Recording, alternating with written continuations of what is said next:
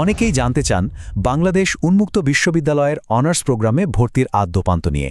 তো চলুন আর দেরি না করে একদম সহজ করে পুরো বিষয়টা জেনে নেওয়া যাক, যাতে ভর্তি প্রক্রিয়া নিয়ে মনে আর কোনো দ্বিধা না থাকে। তো কি থাকছে আমাদের আজকের আলোচনায় একবার দেখে নেওয়া যাক। আমরা শুরু করব প্রোগ্রামের পরিচিতি দিয়ে, তারপর জানব বিষয় আর আসন সংখ্যা নিয়ে, আবেদনের যোগ্যতা কি লাগে সেটাও দেখব, ভর্তি পরীক্ষার ধরন কেমন হয়, আর সবশেষে থাকছে প্রস্তুতি নিয়ে কিছু কথা। তো চলুন শুরু করা যাক প্রথম পর্ব দিয়ে। প্রথমেই জানা দরকার বাংলাদেশ উন্মুক্ত বিশ্ববিদ্যালয় বা বাউবির এই অনার্স প্রোগ্রামটা ঠিক কেমন, তাই না? চলুন বিস্তারিত জেনে নেই। একটা হলো ব্যাচেলর অফ আর্টস বা বিএ অনার্স, আর অন্যটা হলো ব্যাচেলর অফ সোশ্যাল সায়েন্স বা বিএসএস অনার্স।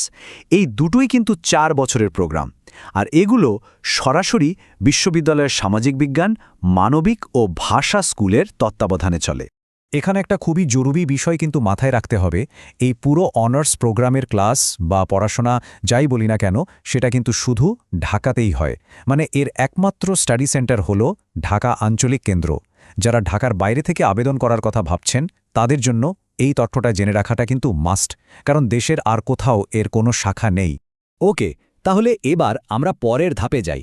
এখন দেখব কোন কোন বিষয় নিয়ে এখানে অনার্স করা যায় আর আসন সংখ্যাই বা কত। এখানে দেখুন, বিষয়টা বেশ পরিষ্কার করে দেয়া আছে। বিএ অনার্স মানে ব্যাচেলর অফ আর্টসের আওতায় পড়ার সুযোগ আছে 4টা বিষয়ে: বাংলা ভাষা ও সাহিত্য, ইসলামিক স্টাডিজ, ইতিহাস আর দর্শন। আর অন্যদিকে ব্যাচেলর অফ সোশ্যাল সায়েন্স বা বিএসএস অনার্সের অধীনে আছে 2টো বিষয়: রাষ্ট্রবিজ্ঞান আর সমাজতত্ত্ব। তো পছন্দের বিষয় বেছে নেওয়ার জন্য এই তালিকাটা কিন্তু দারুণ কাজে দেবে। আর এই যে এতগুলো বিষয়, প্রত্যেকটা বিষয়ের জন্য আসন সংখ্যা কত জানেন? মাত্র 60টা।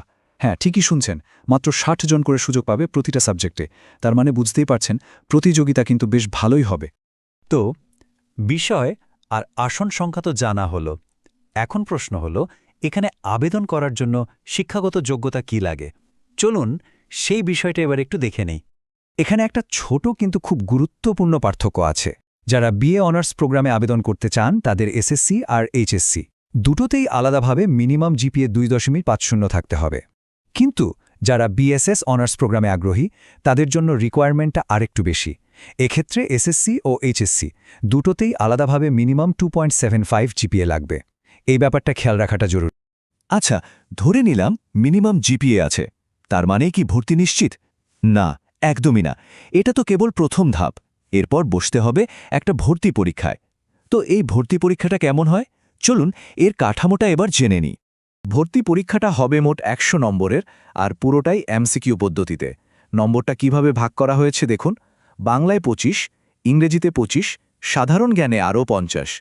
এই সাধারণ জ্ঞানের 50 আবার 2 ভাগে ভাগ করা। 25 নম্বর বাংলাদেশ বিষয়াবলী থেকে, আর বাকি 25 আন্তর্জাতিক বিষয়াবলী থেকে। মানে মোট 4টা অংশের প্রত্যেকটার গুরুত্বই কিন্তু সমান। তাহলে বিষয়টা সংক্ষেপে দাঁড়ালো এই রকম: মোট প্রশ্ন 100টা, সব এমসিকিউ। মোট নম্বরও 100, মানে প্রতিটা প্রশ্নের জন্য 1 নম্বর। আর এই পুরো পরীক্ষার জন্য সময় পাওয়া যাবে মাত্র 1 ঘন্টা বা 60 মিনিট। সুতরাং বোঝাই যাচ্ছে যে গতিটা এখানে বেশ বড় একটা ফ্যাক্টর হবে। সব তো জানা হলো, এখন আসল কাজ হলো প্রস্তুতি নেওয়া। কিন্তু প্রস্তুতির জন্য বা ভর্তির পুরো প্রক্রিয়ার সঠিক খবরাখবর কোথায় পাওয়া যাবে?